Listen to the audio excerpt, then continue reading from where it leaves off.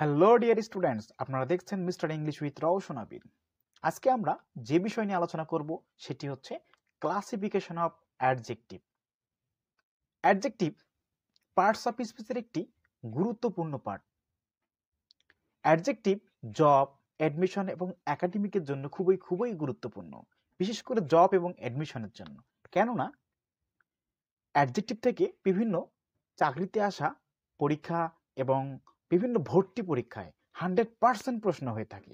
তাই আমরা আজকে এই অ্যাডজেক্টিভ সম্পর্কে ইন ডিটেলস একটু জেনে নেওয়ার চেষ্টা করব, যেন আমাদের পরবর্তী আমাদের যে কোনো ভর্তি পরীক্ষায় যাই বা যে কোনো চাকরি পরীক্ষা যাই, সেখানে যেন খুব ইজিলিভাবে আমরা অ্যাডজেক্টিভকে আইডেন্টিফিকেশন করতে পারি, ফাইন্ড আউট করতে পারি যেটা অ্যাডজেক্টিভ। তাই কথা না বাড়িয়ে চলো আমরা অ্যাডজেক্টিভ সম্পর্কে একটু ডিটেলস জেনে নিই। তো গত পর্বে আমি অ্যাডজেক্টিভ সম্পর্কে অর্থাৎ ক্লাসিফিকেশন অফ অ্যাডজেক্টিভ নিয়ে 3টি অ্যাডজেক্টিভ নিয়ে আলোচনা করেছিলাম। এটা হচ্ছে adjective of quality, adjective of number এবং অ্যাডজেক্টিভ অফ কোয়ান্টিটি। তো আজকে আমি বাকি যে 4টা অ্যাডজেক্টিভ রয়েছে তার মধ্যে demonstrative adjective, positive adjective, interrogative adjective এবং ডিস্ট্রিবিউটিভ অ্যাডজেক্টিভ এই সম্পর্কে ইন ডিটেলসে আলোচনা করার চেষ্টা করব। তো অ্যাট ফার্স্ট আমরা আলোচনা করার চেষ্টা করব ডেমনস্ট্রেটিভ অ্যাডজেক্টিভ। তো ডেমনস্ট্রেটিভ অ্যাডজেক্টিভ হচ্ছে নাউন বা প্রোনাউনকে নির্দিষ্ট করে বোঝানোর জন্য যে ওয়ার্ড বা শব্দগুলো ব্যবহার করা হয়, সেই ওয়ার্ড বা শব্দগুলোকেই ডেমনস্ট্রেটিভ অ্যাডজেক্টিভ বলা হয়। যেমন দিস, দ্যাট, দেস, দোস এই শব্দগুলো কিন্তু ডেমনস্ট্রেটিভ অ্যাডজেক্টিভ। এক্সাম্পল স্বরূপ আমি দেখে নেই, দিস বুক ইজ মাইন, এই বইটি আমার, নির্দিষ্ট করে কিন্তু বলা হচ্ছে যে এই বইটি আমার। তো এই শব্দটাই হচ্ছে এখানে ডেমনস্ট্রেটিভ অ্যাডজেক্টিভ। এরপর রয়েছে দ্যাট ইজ হিজ রুম, এই কক্ষটি তার বা এটি তার কক্ষ। দ্য দ্যাট এটি, এই যে নির্দিষ্ট করে বলা হচ্ছে এই কক্ষটি তার, এটি তার কক্ষ, তো এটি শব্দটা হচ্ছে দ্যাটটাই হচ্ছে এখানে ডেমনস্ট্রেটিভ অ্যাডজেক্টিভ। এরপর রয়েছে this notes should be followed, এই নোটগুলো অনুসরণ করা উচিত, নির্দিষ্ট করে কিন্তু বলা হচ্ছে যে এই নোটগুলোই এই, তো এই শব্দটাই হচ্ছে এখানে ডেমনস্ট্রেটিভ অ্যাডজেক্টিভ। এরপর রয়েছে পজিটিভ অ্যাডজেক্টিভ। তো পজিটিভ হচ্ছে মালিকানা অর্থে, যে বাক্যে বা সেন্টেন্সে মালিকানা বা নিজস্ব কোনো সম্পদ বোঝাতে পজিটিভ ব্যবহার করা হয়। অর্থাৎ যে কোনো সেন্টেন্সে মালিকানা বা নিজস্ব কোনো সম্পদ সম্পর্কে বোঝাতে যে শব্দ বা ওয়ার্ডগুলো ব্যবহার করা হয়, সেই ওয়ার্ড বা শব্দগুলোই হচ্ছে পজিটিভ অ্যাডজেক্টিভস। যেমন মাই আমার, হার তার, দেয়ার তাদের, আওয়ার আমাদের, ইওর তোমাদের, এই শব্দগুলো কিন্তু পজিটিভ অ্যাডজেক্টিভস। যদি এক্সাম্পল স্বরূপ আমরা দেখে নেই, their house is very big, তাদের বাড়িটি অনেক বড়। তাদের বাড়িটি, তাহলে বাড়িটি কার? তার, তাদের। তো সেই ক্ষেত্রে এই তাদের শব্দটা তারা কি বুঝিয়েছে? যে বাড়িটির মালিক তারা। তো সেই ক্ষেত্রে এই দেয়ার শব্দটি হচ্ছে পজিটিভ অ্যাডজেক্টিভস। এরপর রয়েছে দিস ইজ আওয়ার স্কুল পন্ড, এটি আমাদের স্কুলের পুকুর। তো এখানে আওয়ার শব্দটা অর্থাৎ আওয়ার শব্দ আমাদের, যে পুকুরটি কার?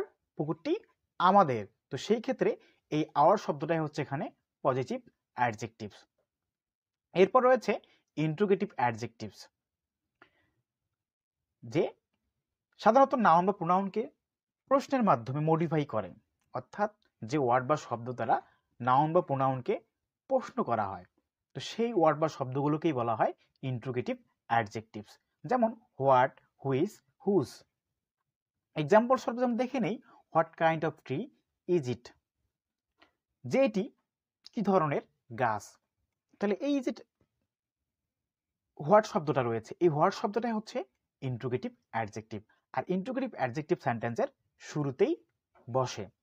Which subjects do you want to teach, তুমি কোন ধরনের বিষয়ে শিখতে চাও। তো সেই ক্ষেত্রে এই যে হুইচ প্রশ্ন করা হয়েছে, তুমি প্রোনাউনকে কিন্তু প্রশ্ন করা হয়েছে যে তুমি কোন ধরনের বিষয় শিখতে চাও। তো সেই ক্ষেত্রে এই হুইচ দ্বারা প্রোনাউনকে প্রশ্ন করা হয়েছে। তো হুইচ শব্দটা হচ্ছে এখানে ইন্ট্রোগেটিভ অ্যাডজেক্টিভস। এরপর রয়েছে which room, whose room is this, যে হুজটা এখানে কি হচ্ছে তাহলে ইন্ট্রোগেটিভ অ্যাডজেক্টিভ, সেন্টেন্সের শুরুতে বসে। এরপর রয়েছে অ্যাট লাস্ট রয়েছে ডিস্ট্রিবিউটিভ অ্যাডজেক্টিভস। কোনো গ্রুপ বা কাউকে নির্দিষ্ট করে বর্ণনা করে ডিস্ট্রিবিউটিভ অ্যাডজেক্টিভ ব্যবহৃত হয়। কোনো গ্রুপ বা দল অর্থাৎ একসঙ্গে অসংখ্য নির্দিষ্ট কোনো ব্যক্তিবস্তুকে নয়, অর্থাৎ অসংখ্য নাউন বা প্রোনাউনকে বর্ণনা করতে যে ওয়ার্ড বা শব্দগুলো ব্যবহৃত হয় সেই ওয়ার্ড বা শব্দগুলোকে বলা হয় ডিস্ট্রিবিউটিভ অ্যাডজেক্টিভ, এবং সে অনির্দিষ্টভাবে বিভক্ত করে দেয়া থাকে। তো সেই ক্ষেত্রে each, any, every, either, neither, প্রত্যেকে, যে কেউ, সবাই, কেউ নয়, এই শব্দগুলি হচ্ছে distributive adjectives. Any of you can eat the apple, আপনাদের মধ্যে যে কেউ আপেলটি খেতে পারেন। আপনাদের মধ্যে, তাহলে অনেকের মধ্যে, তাহলে এখানে কি রয়েছে, অনেক মানুষ বা পার্সন রয়েছে। তো সেক্ষেত্রে আপনাদের মধ্যে যে কেউ, যে কেউ, প্রত্যেকে কিন্তু আলাদা আলাদাভাবে কি করা হলো, বন্টন করে দেওয়া হলো, বিভক্ত করে দেওয়া হলো। সেক্ষেত্রে এই এনিটা হচ্ছে এখানে ডিস্ট্রিবিউটিভ অ্যাডজেক্টিভ। এরপর রয়েছে each of the students will get money, প্রত্যেক ছাত্রই টাকা পাবে। তো এখানে ইজ দ্বারা কি বুঝিয়েছে, প্রত্যেক আলাদা আলাদাভাবে, তাহলে ইজটা হচ্ছে এখানে ডিস্ট্রিবিউটিভ অ্যাডজেক্টিভস।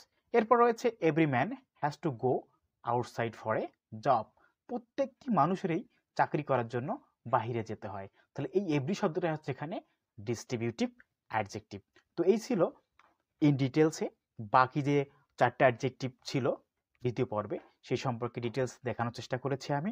তো পরবর্তীতে আমরা দেখানোর চেষ্টা করব যে কিভাবে আমরা যে কোনো সেন্টেন্স থেকে খুব ইজিলি ভাবে অ্যাডজেক্টিভ ফাইন্ড আউট করতে পারবো। তো অ্যাডজেক্টিভ চেনার সেই ইজি যে ওয়ে, ইজি যে ট্রিক্সগুলো রয়েছে সেই নিয়ে আমি ভিডিও ক্রিয়েট করার চেষ্টা করব। তো এই ছিল আজকের মতো, সকলকে ধন্যবাদ জানিয়ে এখানেই শেষ করছি। আসসালামু আলাইকুম।